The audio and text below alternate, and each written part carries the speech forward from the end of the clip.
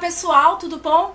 No vídeo de hoje vamos falar de como as bactérias criam resistência aos antibióticos. Bom, tema muito importante, na medicina veterinária isso ocorre com muita frequência. Antes disso eu gostaria de pedir a vocês para clicar em gostei, compartilhar com seus amigos e se inscrever no canal. Bom, bora lá pro vídeo? Então pessoal, o que acontece? O antibiótico ele foi feito para combater bactérias, né? Bactérias que invadem o nosso corpo e a gente toma antibiótico exatamente para combater esse tipo de bactéria. Existem antibióticos específicos para cada bactéria. Existem antibióticos de amplo espectro que vá diversos tipos de bactéria. Mas é importante a gente saber que esses antibióticos, às vezes muito potentes, eles podem sim criar resistência a essas bactérias. Às vezes bactérias bobas e antibióticos que combatem com muita facilidade. De que forma a gente consegue fazer com que, porque isso é culpa nossa, sim, nós é que fazemos a bactéria a criar resistência com relação aos antibióticos. E aí e aí é curioso, porque assim, a bactéria, os antibióticos, eles têm formas de combater essa bactéria, pela membrana ou destruindo alguma parte dessa bactéria. Então o que acontece? Alguns antibióticos, para combater umas bactérias mais bobinhas, às vezes de uso de forma inadequada, ou de frequência inadequada, ou de indicação inadequada, pode criar essa resistência bacteriana e essa bactéria que era tão bobinha, ela acabar virando uma superbactéria, o que vocês já devem ter ouvido falar em alguns programas de televisão e muito importante na medicina veterinária. Porque que acontece? Eu me deparo muitas das vezes com animais com otites crônicas, né, que foram na verdade criadas pelo proprietário. Parece incrível, gente, mas a verdade é essa. Porque que acontece? Às vezes uma bactéria que a gente consegue combater com tanta facilidade no ouvido do animal e por um motivo de algum dia ele ter tido uma otite, a gente prescreveu a medicação e aí a pessoa curou o ouvido, às vezes a gente marca retorno, a pessoa não vem. É importante o médico veterinário acompanhar para ver a evolução desse tratamento, né? Porque se não tiver adequado, é necessário que se crie uma outra tática para combater aquela bactéria. Então, o retorno, o acompanhamento, ele é muito importante.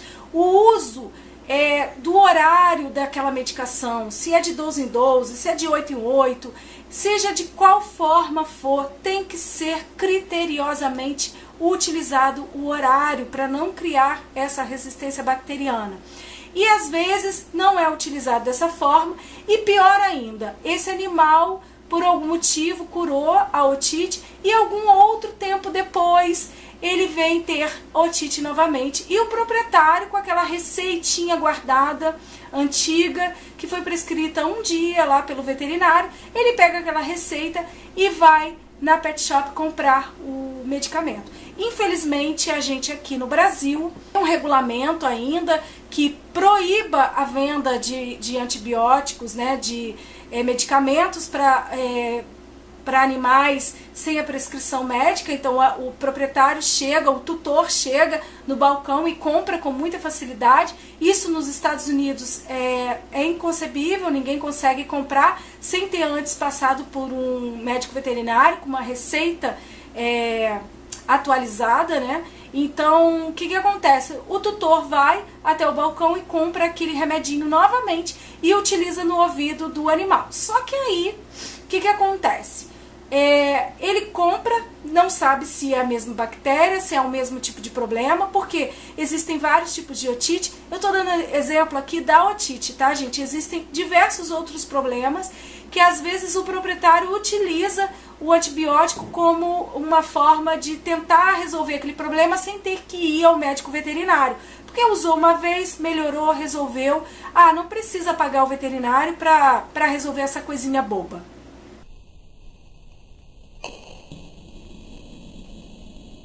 É assim que nós humanos pensamos, né? A gente tem que se colocar no lugar e refletir e pensar. A gente faz isso mesmo, a gente faz isso até com a nosso corpo, com a nossa... Às vezes o médico passou alguma coisa para a garganta, a gente vai lá e compra e usa, né? Então hoje em dia está muito mais controlado, graças a Deus, e por conta disso vão se criando super bactérias. E aí aquele ouvido que parecia que era a mesma coisa no primeiro atendimento do médico veterinário, ele pode ser fúngico, pode ser um outro tipo de bactéria, algo muito mais sério, pode ser inflamatório, e a pessoa utiliza o antibiótico e de repente não faz efeito mais. E aí ele começa naquela saga de comprar vários tipos de antibióticos para o ouvido para não ir no médico veterinário. E infelizmente é isso que acontece. E aí ele começa a utilizar. Quando chega ao ponto de não ter mais nenhum medicamento para ouvido veterinário que ele consiga mais resolver o problema daquele ouvido. E acaba virando o que a gente chama de otite crônica. E aí é que vem o problema para se tratar. Na maioria das vezes, vem para o médico veterinário nessa situação, a gente procura fazer todo o procedimento bacana, direitinho, como cultura, coletar material, cultura, mandar para o laboratório para saber qual é o tipo de bactéria, qual é o tipo de antibiótico que pega naquela bactéria e tentar tratar direitinho. E na maioria das vezes a gente faz isso e mesmo assim fica muito difícil tratar, porque o tratamento é bem prolongado e nem todo mundo tem paciência de continuar com o tratamento. Bom, assim como com o ouvido, a gente pode também estar fazendo resistência bacteriana com o uso inadequado de alguns antibióticos. Nós, médicos veterinários, temos um problema muito sério. A gente lida manualmente com alguns antibióticos injetáveis e a gente não toma o devido cuidado. Eu me coloco como também meia culpa, né? Como uma pessoa também que às vezes perde esse cuidado na hora de manipular um antibiótico. A gente esquece de usar luva porque a gente precisa utilizar. Nós, médicos veterinários ou qualquer profissional da área da saúde, temos quase que uma resistência bacteriana. Então a gente reza para que nunca tenha algum problema de bactéria, de infecção mais séria, porque a gente pode ter problemas para ser tratado. Então assim, tanto os tutores têm que ter cuidado com o tipo de medicamento que está sendo utilizado para tratar o seu animalzinho sem a prescrição veterinária. Nós, médicos veterinários, também temos que ter cuidado com a manipulação desses antibióticos, porque a gente sabe que podemos criar resistência pelo simples fato de estar manipulando esses antibióticos. Então a resistência bacteriana é algo muito sério, precisamos ter cuidado, inclusive tutores que lidam com essas medicações de forma inadequada no seu animalzinho, também pode criar resistência bacteriana para você. Então é um alerta que eu quero dar a vocês pelas coisas que eu tenho visto, pelas coisas que eu tenho ouvido de tutores. Então, antes de tudo, pense o seguinte: quanto custa uma consulta? É tanto, cada região tem um valor.